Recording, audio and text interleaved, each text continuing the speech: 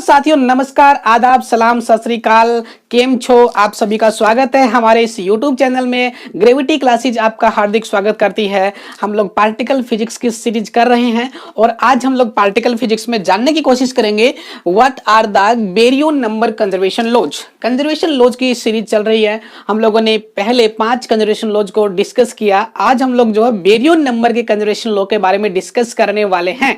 तो चलिए बात करते हैं बेरियन नंबर कंजर्वेशन की। तो सबसे पहले ये बताते हैं आपको कि अगर आपका कोई भी पार्टिकल किसी रिएक्शन में बेरियन पार्टिकल है, ठीक है ना। हमने पार्टिकल्स को 3 कैटेगरी में डिवाइड किया था, लेप्टॉन नंबर्स, मेसॉन्स और आपके पास में बेरियन, ठीक है ना। तो जितने भी लेप्टॉन पार्टिकल्स हैं और जितने भी मेसॉन पार्टिकल्स हैं उनको छोड़ के जितने भी पार्टिकल्स हम लोग पढ़ते हैं उनको हम लोग बोला करते हैं बेरियन पार्टिकल्स। तो अगर रिएक्शन के अंदर कोई भी पार्टिकल बेरियन वाली सीरीज से या बेरियन की फैमिली से आता है तो उसके लिए हम लोग बेरियन नंबर लेंगे +1, ठीक है ना।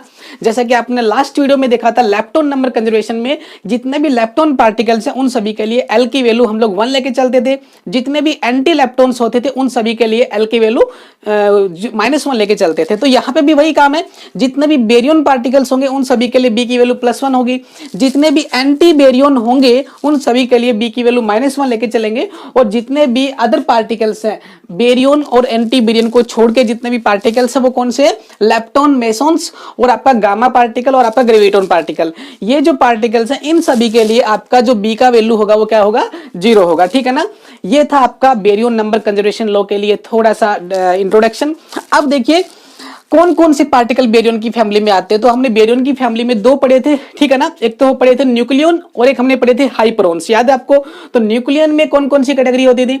न्यूक्लियन में होता था एक तो आपका डबलेट का होता था जिसमें न्यूट्रॉन एंड प्रोटॉन होता था, ठीक है ना, न्यूट्रॉन एंड प्रोटॉन होता था। उसके अलावा हम लोगों ने जो हाइपरॉन्स पढ़े थे उसके अंदर 3 या 4 कैटेगरी पढ़ी थी हम लोगों ने। उसमें हमने सिग्मा पार्टिकल पढ़ा, उसमें हमने कास्केड पार्टिकल पढ़ा, उसमें हम लोगों ने ओमेगा पार्टिकल पढ़ा, उसमें हम लोगों ने लैम्डा पार्टिकल पढ़ा था। तो कुछ उसमें सिंगलेट के होते हैं, कुछ डबलेट के होते हैं, कुछ ट्रिपलेट के भी होते हैं, मल्टीप्लेट फैमिली के मेंबर्स होते हैं। वो सारे पार्टिकल्स कहलाते हैं बेरियन पार्टिकल्स। और जितने भी बेरियंस के एंटी पार्टिकल होते हैं मतलब एंटी बेरियन होते हैं उन सभी के लिए जो बी की वैल्यू होगी वो -1 लेके चलनी है और अदर पार्टिकल्स के लिए 0 लेकर चलनी है। वही कहानी चलेगी सेम टू सेम जो हमने लेप्टॉन में किया था।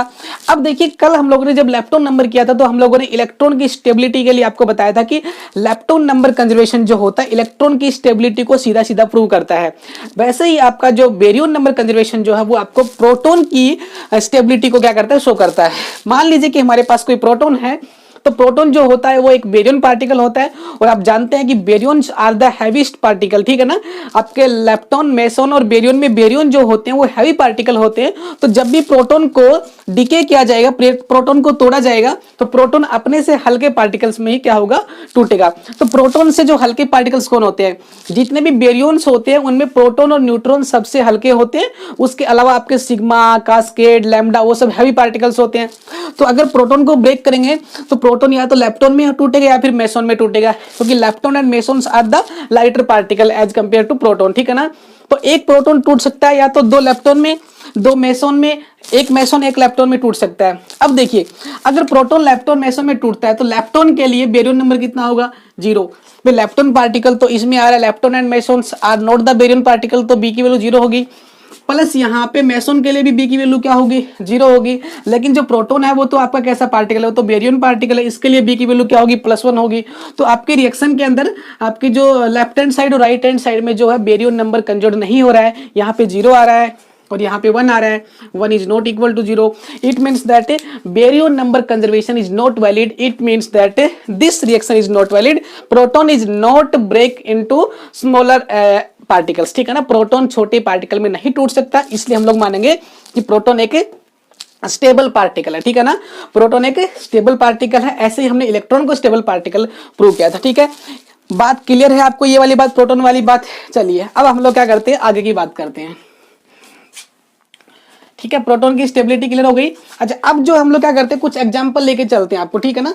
यहाँ पे मैं लिख रहा हूँ पी आपका प्रोटॉन है वो टूट रहा है, P प्लस में पी का बार, यहाँ पे क्या है ये वाला एंटी प्रोटॉन है, ठीक है ना, प्लस में आपका पाई जीरो, ठीक है ना। मैंने कोई रिएक्शन आपको दी है, इसमें यहाँ पे प्रोटॉन लिखा, प्रोटॉन पार्टिकल है, ये टूट रहा है एक प्रोटॉन में एक एंटी प्रोटॉन में, और उसके बाद में ये वाला पाई जीरो में टूट रहा है। तो पता करना है कि ये रिएक्शन जो है इसमें बेरियन नंबर कंजुगेट है कि नहीं। तो सीधी सी बात है, प्रोटॉन जो होता है बेरियन नंबर होता है तो +1 लेंगे, प्रोटॉन जो होता है बेरियन नंबर होता है +1 लेंगे, पी जो होता है वो आपका -1 लेंगे, क्योंकि प्रोटॉन का जो एंटी पार्टिकल है वो एंटी बेरियन होता है, प्रोटॉन का जो पार्टिकल होता है वो क्या होता है, वो आपका एंटी बेरियन है, ठीक है ना। तो यहाँ पे जो है आपका हो जाएगा -1, और यहाँ पे क्या आएगा बताओ, इसका क्या होगा, पाई का 0, मतलब पायोन जो पार्टिकल है वो तो मेसोन होता है, और मेसोन का जो बेरियन नंबर कितना होता है, 0 होता है।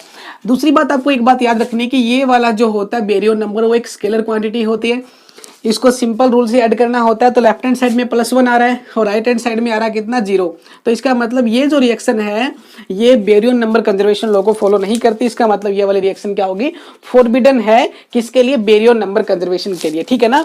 तो आपको इस प्रकार से क्या करना है, चेक करना है, ठीक है ना। नेक्स्ट एग्जाम्पल ले लें, नेक्स्ट एग्जाम्पल लेके चलते हैं। नेक्स्ट एग्जाम्पल है आपका P प्लस का P bar, P tends to P plus का P बार प्लस का पाई 0, और उसके साथ में दे रखा है एक प्रोटॉन और दे रखा है, ठीक है। ये लीजिए, इस रिएक्शन में भी आपको चेक करना है कि baryon number conservation law follow हो रहा है कि नहीं हो रहा है, ठीक है। तो सबसे पहले आज लेफ्ट साइड में प्रोटॉन जो होता है वो बेरियन नंबर होता है कि नहीं होता है, होता है, तो +1 लेके चलेंगे, प्रोटॉन होता है +1 लेके चलेंगे, एंटी प्रोटॉन के लिए -1 लेके चलेंगे, प्लस पाई के लिए क्या होगा, 0 होगा, प्लस प्रोटॉन के लिए फिर से क्या होगा, 1 होगा। तो 1 से 1 कैंसिल हो गया, तो ये हो गया 1 और यहाँ पे आ गया 1, तो 1 = 1। इसका मतलब this reaction is allow the baryon number conservation law, baryon number conservation law के हिसाब से ये रिएक्शन क्या बिल्कुल सही है, ठीक है ना। लेकिन यहाँ पे एक छोटी सी आपको दिक्कत आएगी, क्या कि ये जो रिएक्शन है ये बेरियन नंबर के हिसाब से तो क्या है, ये फॉलो कर रही है, लेकिन this reaction is not follow the energy conservation law, energy conservation law को फॉलो नहीं कर रही। मतलब लेफ्ट हैंड साइड की एनर्जी कम है और राइट हैंड साइड की एनर्जी क्या, आप साफ देख पा रहे हैं कि 2 प्रोटॉन यहाँ पे ऑलरेडी हैं, एक प्रोटॉन की एनर्जी या फिर एक प्रोटॉन का जो मास है एनर्जी की फॉर्म में वो 2 के बराबर तो नहीं हो सकता, मतलब एक लाइट पार्टिकल हैवी में डिके नहीं हो सकता। मैंने आपको बताया था कि यहाँ पे डिके हो रहा है, देखो एक पार्टिकल जब भी टूटता है तो उसे डिके बोलते हैं, 2 पार्टिकल होते हैं तो फिर वहां पे कोलिजन होता है। तो मैंने बताया था कि कोलिजन अगर होगा तो may be light particle is collide with other particle, और उससे जो पार्टिकल बनेंगे वो आपके हैवी मास के पार्टिकल हो सकते हैं। लेकिन अगर आपका पार्टिकल एक ही पार्टिकल है वो डिके हो रहा है, इसका मतलब उस पार्टिकल के पास एक्स्ट्रा कोई एनर्जी नहीं है, उसके पास केवल रेस्ट मास एनर्जी है, और उस पार्टिकल को अगर हम ब्रेक करेंगे तो जो पार्टिकल यहाँ पे बनेंगे उन पार्टिकल्स की जो एनर्जी है वो उससे क्या होगी, हमेशा ही कम होगी, ठीक है ना। Heavy particle break into light particles, so this reaction is violation the energy of conservation law, ठीक है। इसलिए ये वाली रिएक्शन एनर्जी कंजर्वेशन लॉ के हिसाब से वैलिड नहीं है, बेरियन नंबर कंजर्वेशन लॉ के हिसाब से ये रिएक्शन क्या है, वैलिड है, ठीक है ना। तो नेक्स्ट चलते हैं, एक और रिएक्शन ले लेते हैं, ठीक है। अगली रिएक्शन है आपकी P plus P tends to P bar, उसके बाद में है पाई जीरो प्लस P, ठीक है, P plus P bar plus P, ठीक है, और एक P और दे रखा है, ये लीजिए। चेक करना कि क्या ये रिएक्शन जो है एनर्जी के conservation baryon number conservation law को फॉलो करती है कि नहीं है, ठीक है ना।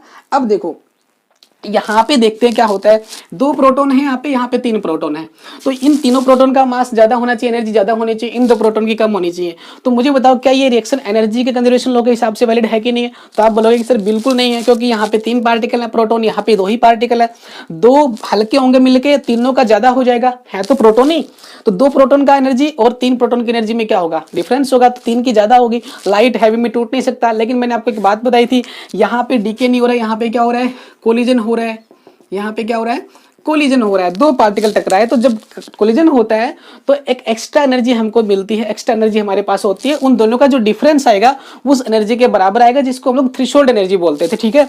तो this reaction is valid for energy conservation law. अब बेरियन नंबर प्रूव करते हैं, इसका +1 होगा, इसका भी +1 होगा, यहाँ पे होगा -1, यहाँ पे होगा 0, यहाँ पे होगा 1 + 1 + 1, चेक कर लेते हैं। यहाँ पे होगा +2, यहाँ पे 1 से 1 कैंसिल हो गया, प्लस का 2, ये लीजिए left hand side is equal to right hand side, delta B is equal to 0, मतलब बेरियन नंबर का जो डिफरेंस है लेफ्ट हैंड साइड का राइट हैंड साइड का वो क्या हो गया, 0 हो गया। इसका मतलब this reaction is valid for energy conservation, sorry baryon number conservation law. Energy conservation law already हमने प्रूव कर दिया, क्योंकि कोलिजन हो रहा है, कोलिजन में लाइट पार्टिकल हैवी पार्टिकल में ब्रेक हो सकता है।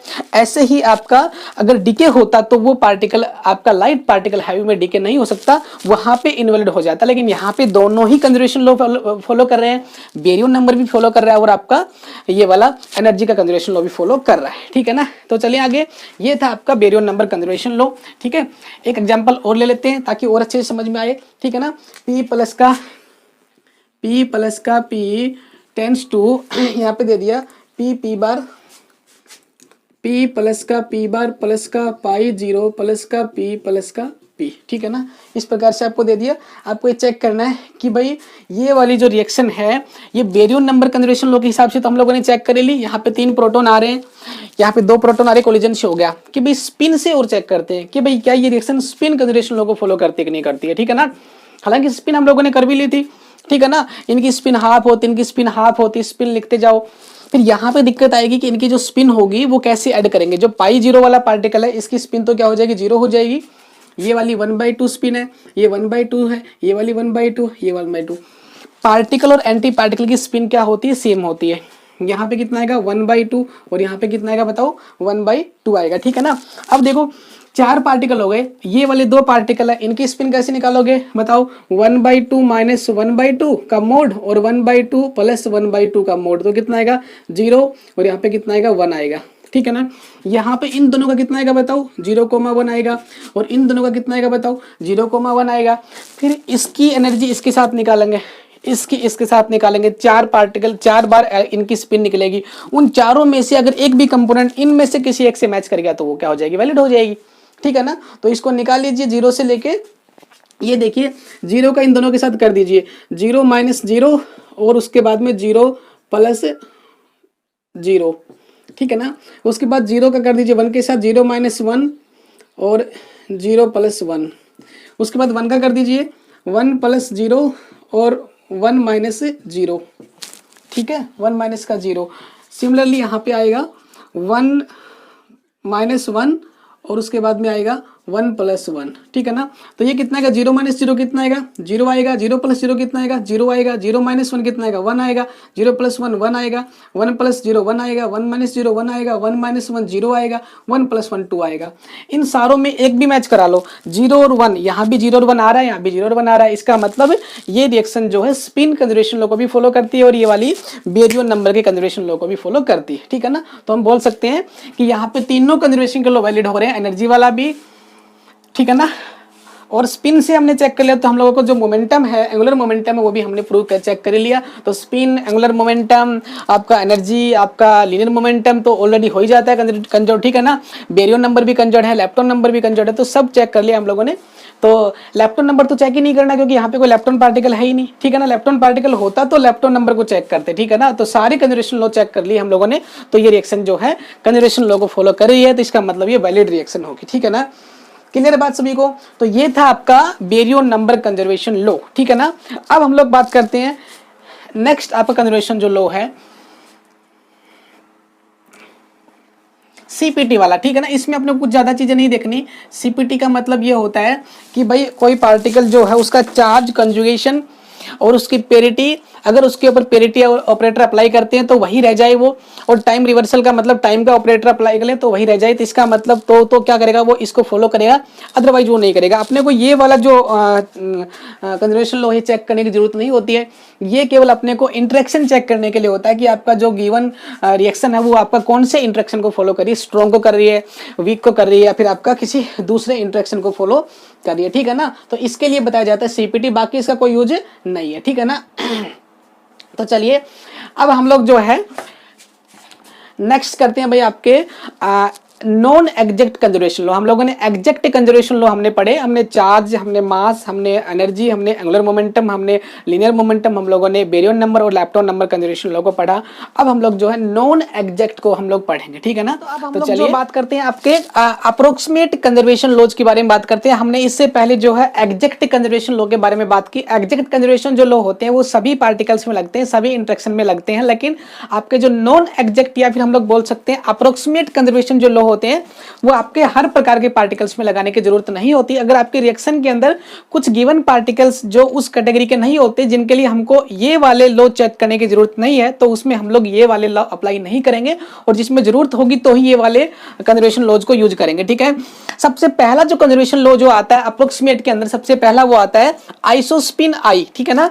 अब आइसोस्पिन जो है वो हमको जरूरत क्यों पड़ी, हम लोगों ने स्पिन का जो कंजर्वेशन लॉ हमने पहले पढ़ा था, लेकिन आइसोस्पिन की रिक्वायरमेंट क्यों हुई उसका एक रीजन जान लेते हैं कि आइसोस्पिन की जरूरत हमें इस वजह से पड़ती है बच्चों कि आपका जो स्ट्रॉन्ग न्यूक्लियर फोर्स होता है, मतलब स्ट्रॉन्ग इंटरेक्शन वाले फोर्सेस होते हैं, वो चार्ज पे डिपेंड नहीं करते। हमने प्रॉपर्टी देखी थी, चार्ज के इंडिपेंडेंट होते हैं स्ट्रॉन्ग न्यूक्लियर फोर्सेज। दो न्यूट्रॉन के बीच में फोर्स ऑफ इंटरेक्शन हो सकता है because they are reside in the nucleus, उनकी रेंज जो होती है 10⁻⁻15 मीटर से कम होती है, इसलिए वहां पे विदाउट एनी चार्ज इफेक्ट यानी चार्ज के इंडिपेंडेंट होते हुए इंटरेक्शन का फोर्स लगता है। दोनों पार्टिकल न्यूट्रॉन भी अट्रैक्ट कर सकते हैं, ये हमने सीखा हुआ है। तो देखिए कि भाई चार्ज के इंडिपेंडेंस होने की वजह से जो चीज चार्ज पे डिपेंड ही नहीं करती, जिस फील्ड के अंदर स्ट्रॉन्ग फील्ड के अंदर स्ट्रॉन्ग फोर्सेज के अंदर कोई भी पार्टिकल जो होता है चार्ज के इंडिपेंडेंट हो जाता है, तो उसको हम लोग कैसे मतलब डिफरेंशिएट करें, उसको हम लोग कैसे समझे, तो उसके लिए हम लोगों ने एक नया पैरामीटर बना लिया जिसका नाम है आइसोस्पिन, ठीक है ना। एक तो हो गया आइसोस्पिन हमारा, इसके साथ साथ हम लोग एक चीज और सीखेंगे, उसको हम लोग बोलते हैं third component of isospin. Isospin का थर्ड कंपोनेंट जिसको हम लोग आई जेड कह सकते हैं, और कहीं कहीं आपको I3 भी लिखा मिलेगा, I3 या फिर आई जेड बोलेंगे, ठीक है ना। मतलब थर्ड कंपोनेंट ऑफ आइसोस्पिन का थर्ड कंपोनेंट। अब ये आइसोस्पिन कैसे निकालेंगे उसका फॉर्मूला देखेंगे, और फिर उसी फॉर्मूले से हम लोग I3 कैसे निकालेंगे वो भी सीखेंगे, ठीक है ना।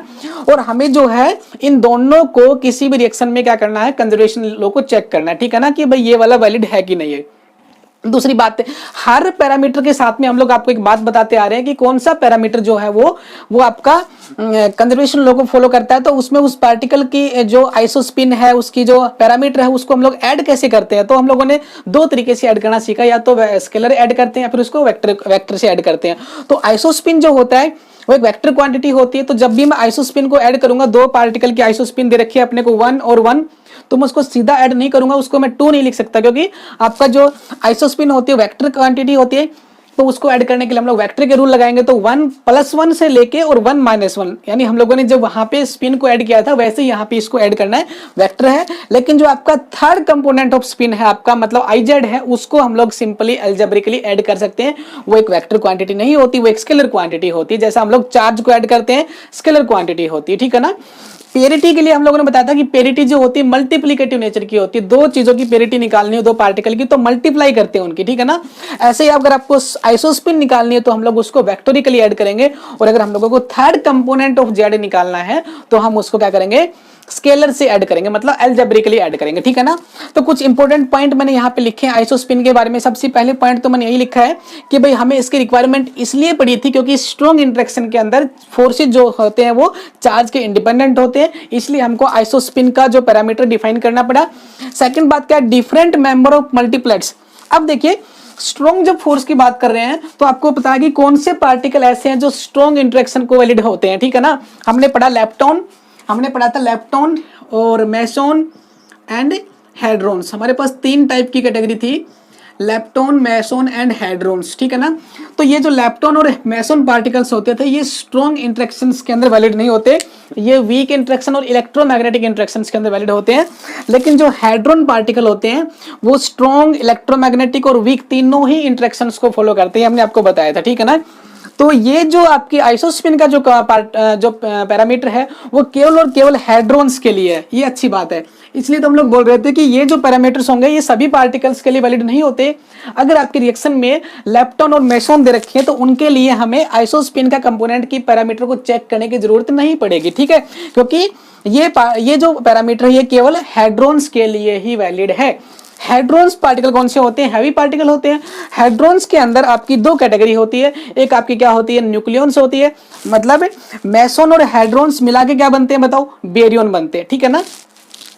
रुकिए आप एक बार, यहाँ पे मैं लिख देता हूँ मेसोन एंड बेरियन, ठीक है ना। और ये दोनों किससे मिलके बनते थे बताओ? हेड्रॉन से मिलके बनते थे, ठीक है ना।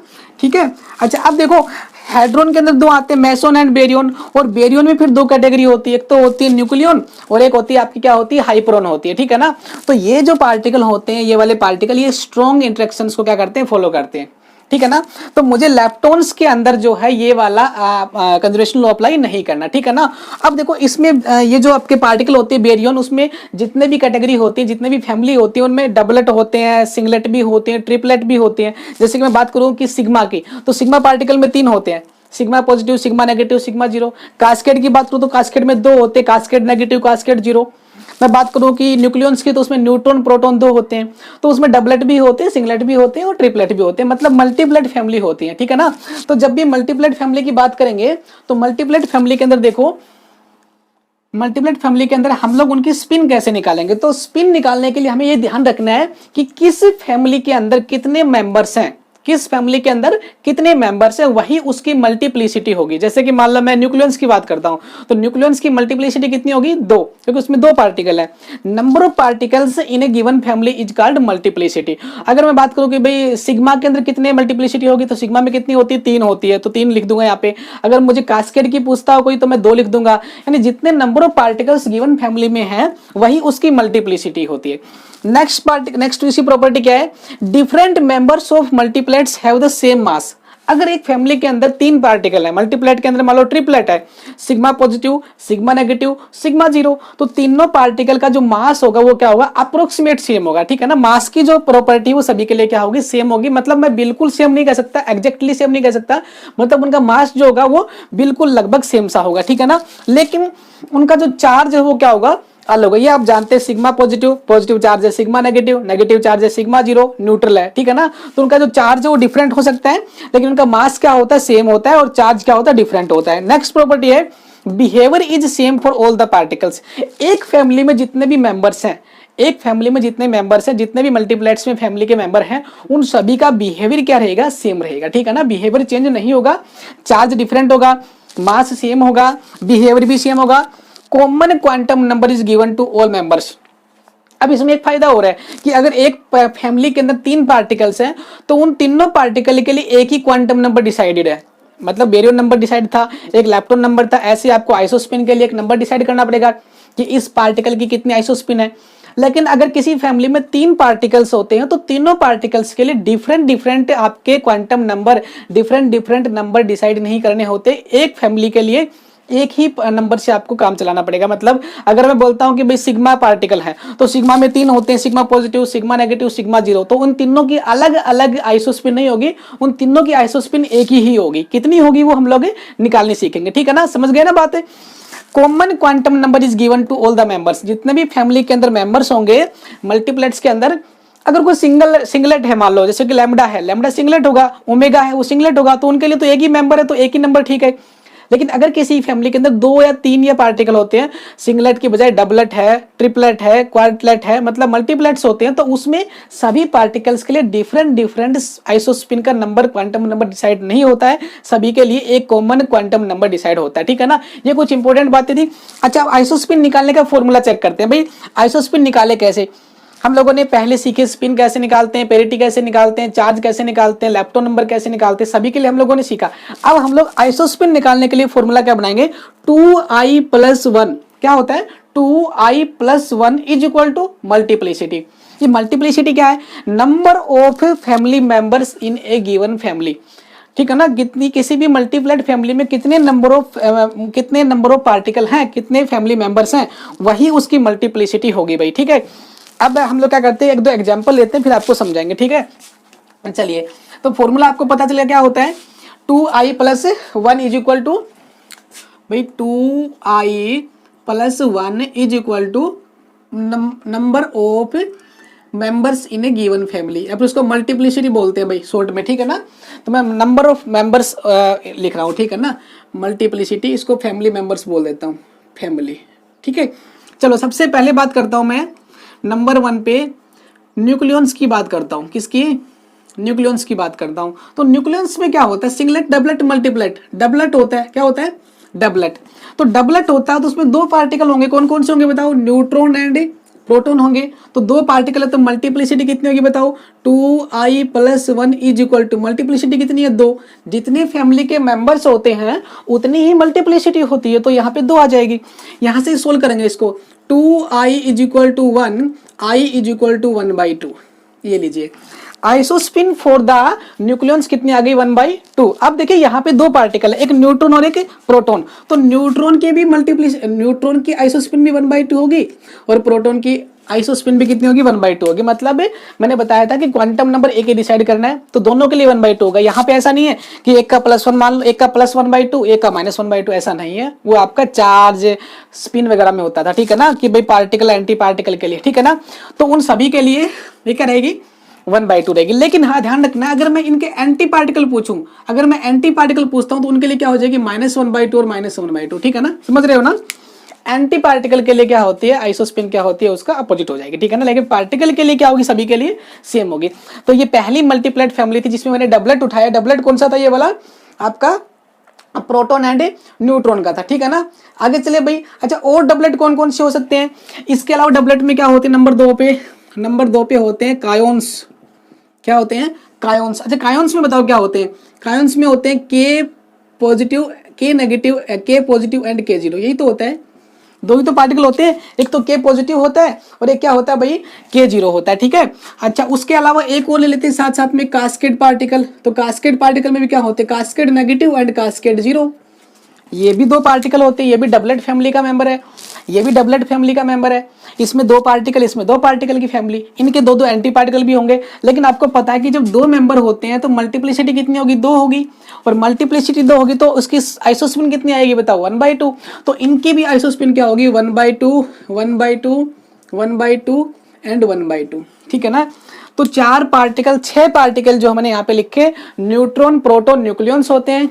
Sigma particle, cascade particles, cascade negative 0 और आपका के पॉजिटिव के 0। उन सभी के लिए आपकी जो आइसोस्पिन होगी 1/2 होगी। 6 पार्टिकल की आइसोस्पिन क्या रखनी है? याद करनी है 1/2। मतलब डबलेट अगर आए तो 1/2 करना है। अब मैं सिंगलेट की बात कर लूं। नंबर 3 पे लिख रहा हूं मैं यहाँ पे लैम्डा। उसके बाद में लिख रहा हूं वही क्या? ओमेगा, ठीक है ना।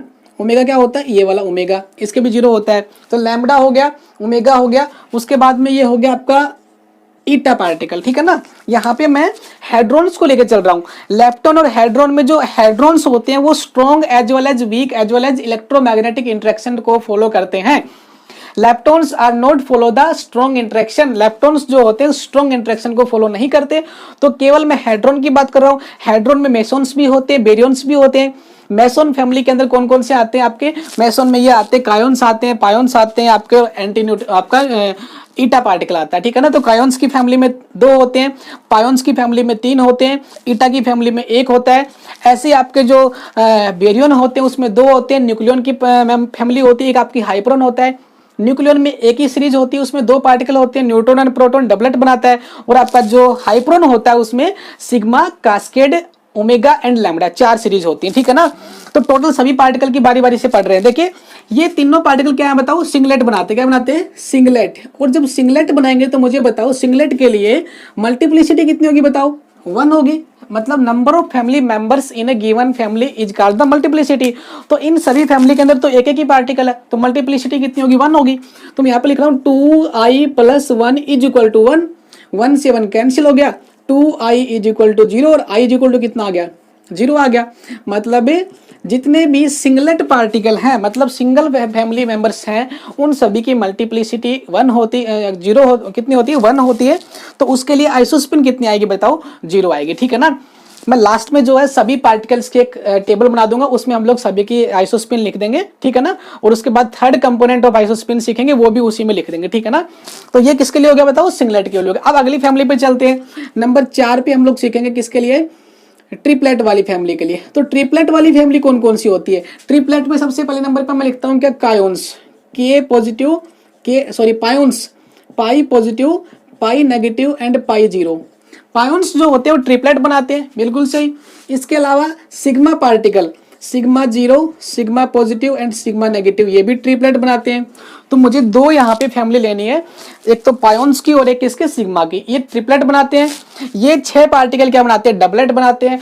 ये 3 पार्टिकल क्या बनाते हैं, सिंगलेट बनाते हैं। तो ट्रिपलेट के लिए क्या होगा, मल्टीप्लिसिटी कितनी होगी बताओ, 2i + 1 = 3, 2i = 2, i = 1।